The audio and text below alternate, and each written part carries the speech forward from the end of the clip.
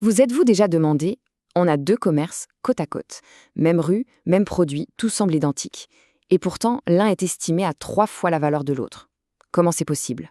C'est ce mystère qu'on va décortiquer ensemble aujourd'hui. Alors, qu'est-ce qui se cache vraiment derrière l'étiquette de prix? Pour comprendre, il faut aller au-delà des apparences et analyser en profondeur ce qui constitue la vraie valeur d'une affaire. En fait, les experts, ils ne sortent pas un chiffre de leur chapeau. Non, ils ont une méthode bien rodée, une sorte de grille d'analyse super détaillée qui va bien au-delà du simple chiffre d'affaires. Et cette grille, la voici, elle se décompose en 5 grandes familles, 5 facteurs de valeur, et regardez bien les pourcentages. Le local, c'est 40% de la note finale, c'est juste énorme. Viennent ensuite l'activité et la performance, puis le bail, et bien sûr le facteur humain. Allez, on va plonger dans chacun de ces points. On attaque donc avec le plus gros morceau, le poids lourd de l'évaluation, celui qui pèse presque la moitié du score, l'emplacement et les locaux. C'est littéralement la fondation de tout le commerce. Ce qui est intéressant, c'est que l'emplacement ne se résume pas à être dans une bonne rue, non. Un évaluateur va regarder la visibilité, bien sûr, mais aussi l'attractivité de toute la zone. Est-ce qu'il y a d'autres commerces qui attirent du monde? Le quartier est-il en plein développement? Et un point qu'on sous-estime souvent, la facilité pour se garer et y accéder. Et une fois qu'on a analysé l'extérieur, on pousse la porte. Ce tableau illustre parfaitement la démarche. On peut avoir une visibilité parfaite en angle de rue, mais si à l'intérieur l'équipement est vieillissant ou l'agencement mal pensé, la note baisse. La conformité aux normes, surtout l'accessibilité, c'est aussi un point majeur qui peut coûter une fortune s'il n'est pas déjà réglé.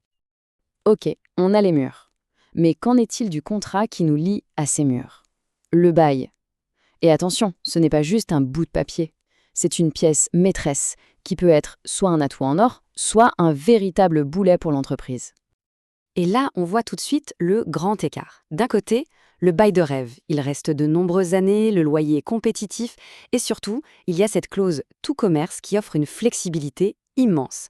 De l'autre côté, le bail à risque.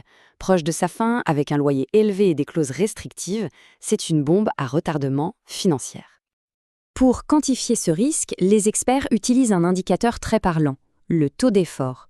C'est simple, on divise le loyer annuel par le chiffre d'affaires.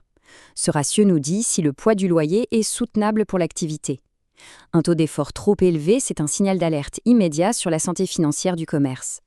Une fois qu'on a le local et le bail, il faut lever les yeux et regarder autour. Quelle est la place de ce commerce dans son écosystème? Comment il s'en sort face à la concurrence? Ici, on analyse vraiment la dynamique commerciale. Le commerce vit-il de ses clients fidèles ou du simple passage?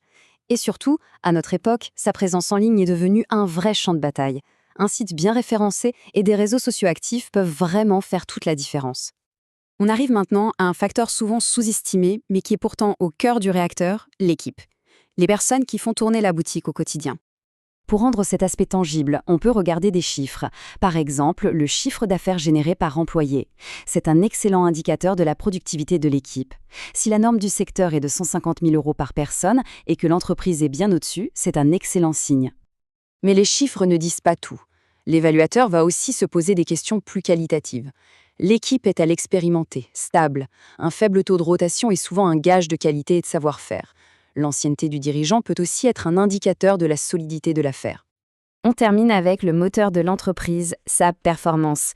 On va regarder les chiffres passés, bien sûr, mais ce qui intéresse vraiment un évaluateur, c'est le potentiel futur.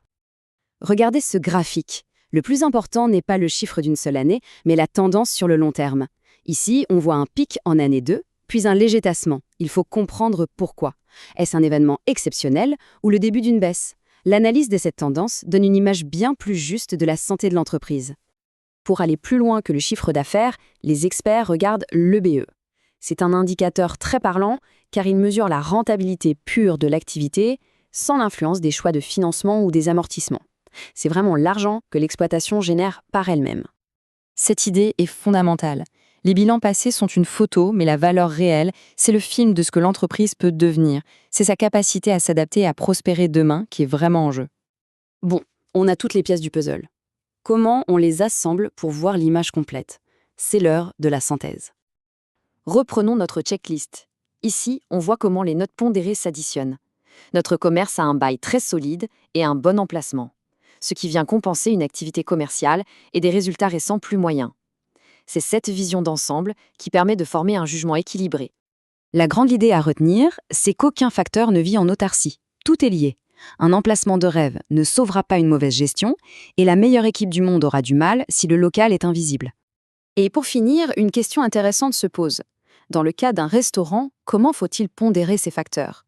Le talent unique d'un chef, pur facteur humain, ne devrait-il pas peser plus lourd que l'emplacement? Voilà toute la subtilité de l'évaluation.